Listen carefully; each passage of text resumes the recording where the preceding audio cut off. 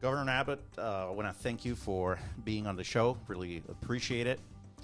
And let me start by talking about the border, because we have a serious crisis going on in Ukraine, but we have different crises here in America that are affecting us directly. And this border crisis that I think was basically created by this administration. The numbers of people arriving at the border continue unabated.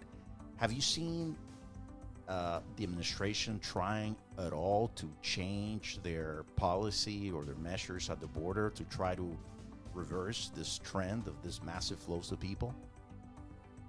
Well, Alfonso, first, congratulations on the show. Thank you. It's an honor to be with you and to be with your audience.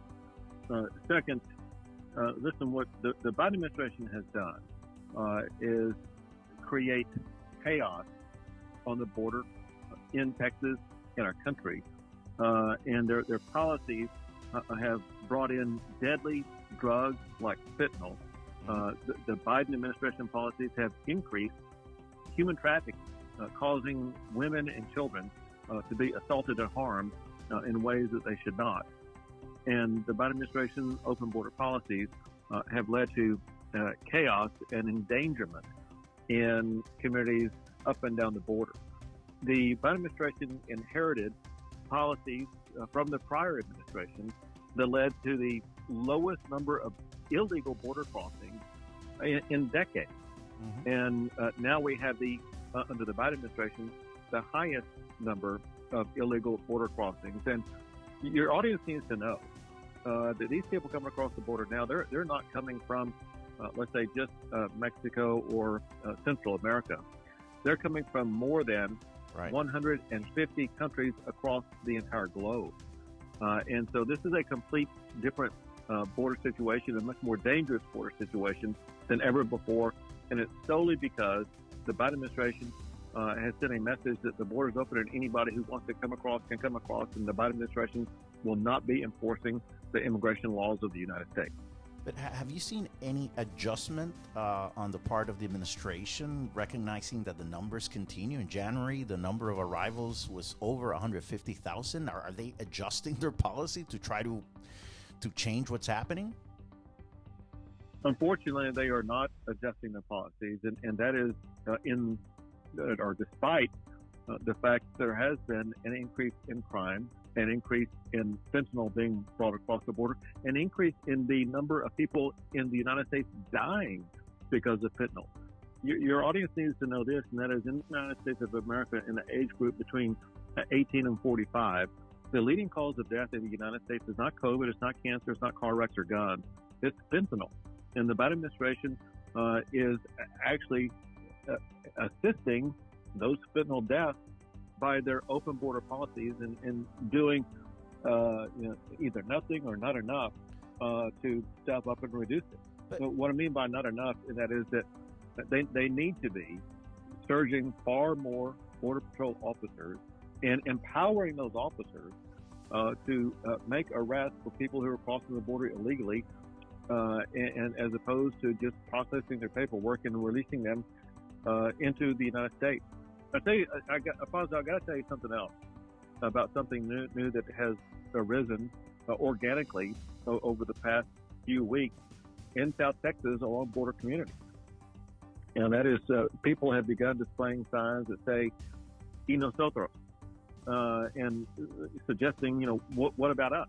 And so we have Americans in Texas.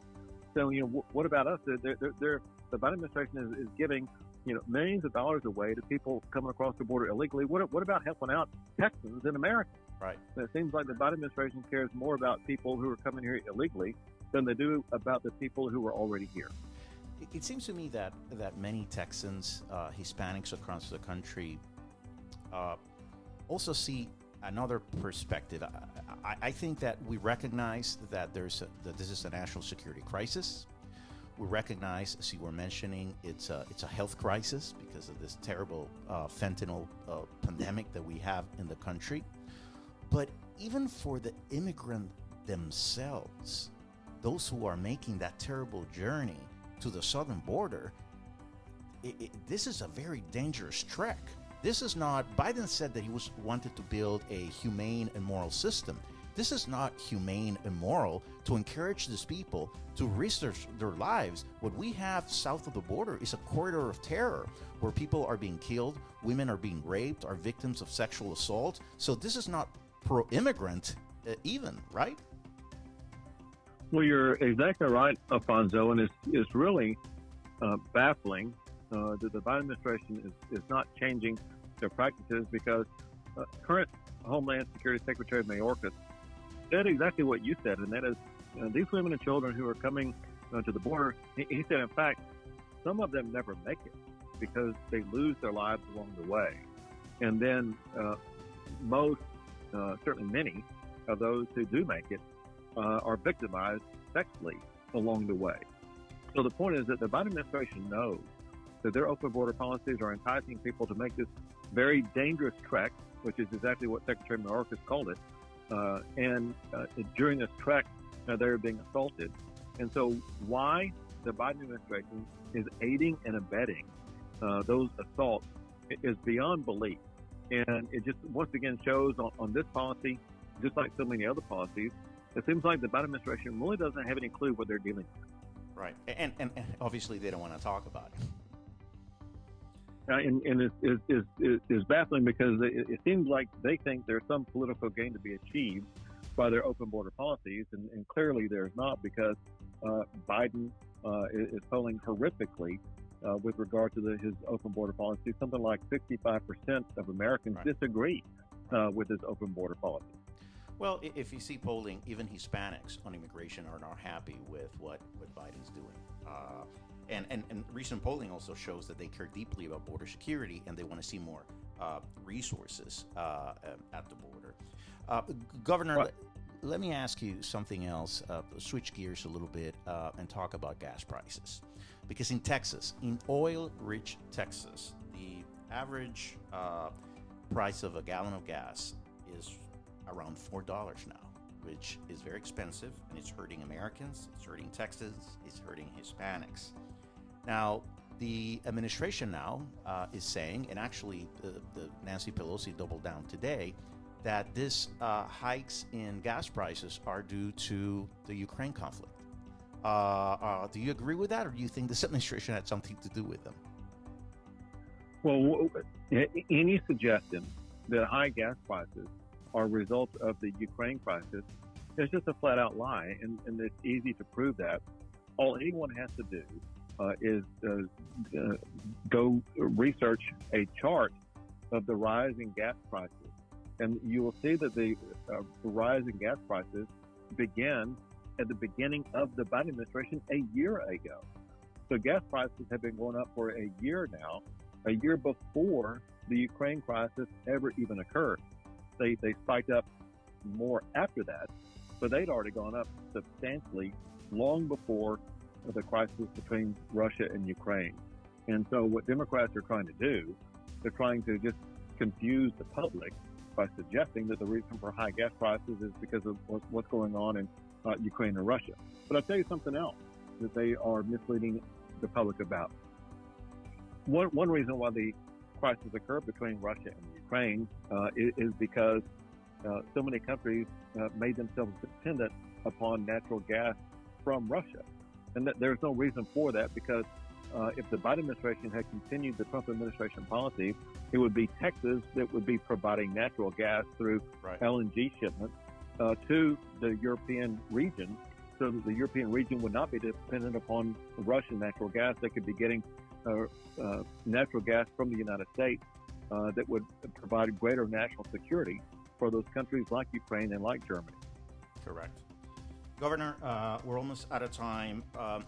You're running for re-election. The election is in November. I guess you're running against Beto O'Rourke.